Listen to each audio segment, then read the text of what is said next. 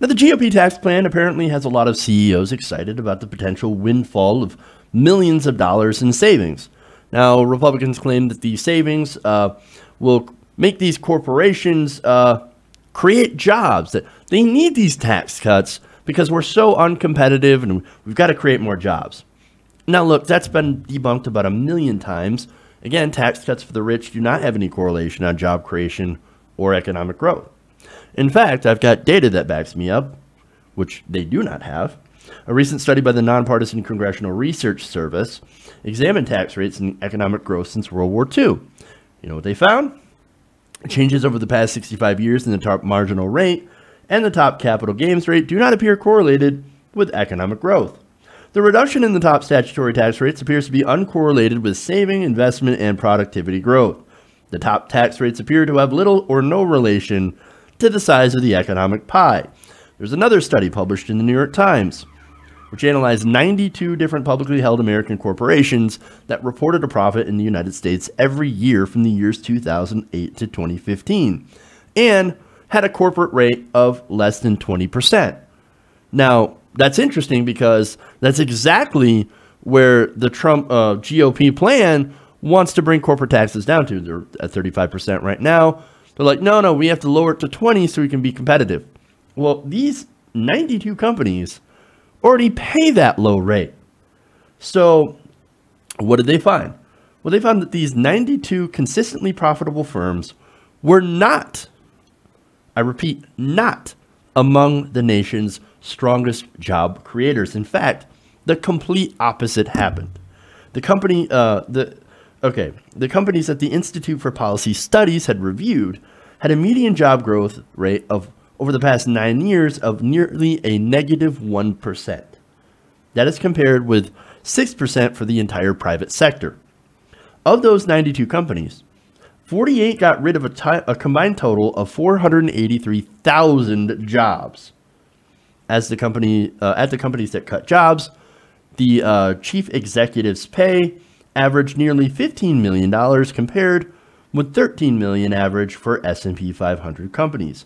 Those same companies ended up spending millions for stock buybacks, which of course does nothing to help jobs, but it does help raise executive pay as it makes the company actually look more valuable than it really is.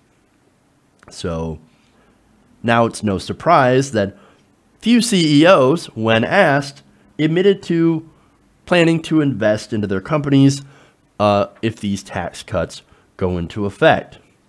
Now, I've got a video here from a Wall Street Journal CEO Council meeting with Gary Cohn. Let's go to that video.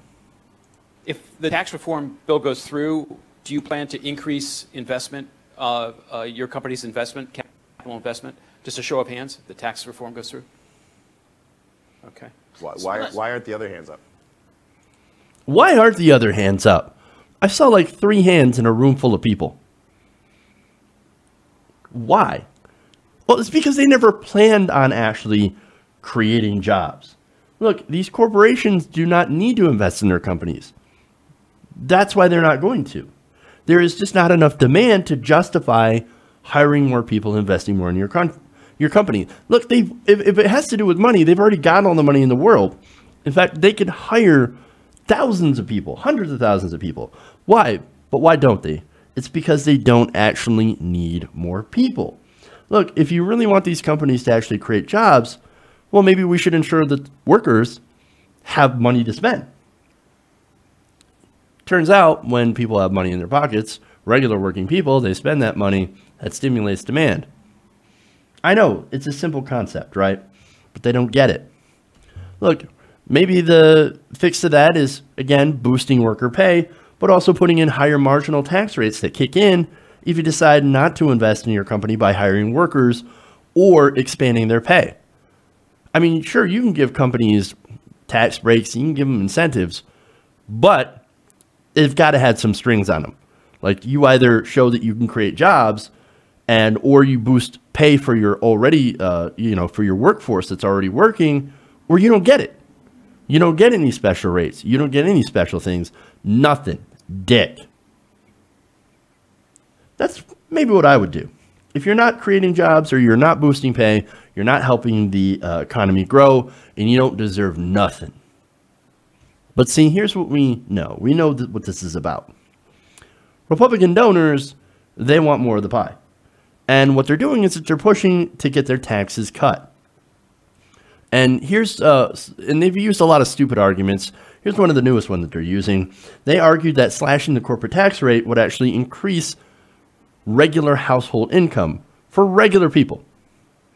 In fact, Kevin Hassett, the chair of the Council of Economic Advisors, said on a call last month that the main reason why cutting corporate tax rates would boost wages is because doing so would make it less expensive for companies to invest in capital assets, such as machines.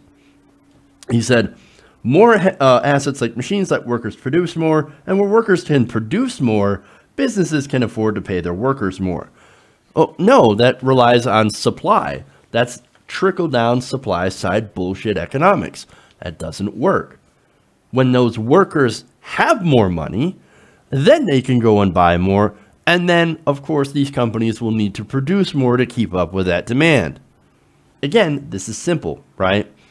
The situation that he lays out doesn't happen, and it will never happen. And these CEOs overall, if there's not enough demand, then they do not plan to invest. Even if they get more and more tax cuts, even if the corporate rate is set to 10%, 2%, or 0%, that's not going to create more jobs. It is a lie. It's a damn dirty lie. Okay? And Gary Cohn over here wants to pretend that he's shocked that these CEOs will not create jobs if given massive tax cuts. Because that's never been the purpose of this tax bill. The purpose has always been to give more money to the rich and powerful at the expense of everyone else. Hey everybody, thanks for watching this video. If you want to see more like this, please hit the subscribe button below. And if you want to support truly independent progressive media, please consider becoming a patron at patreon.com/TYTNation.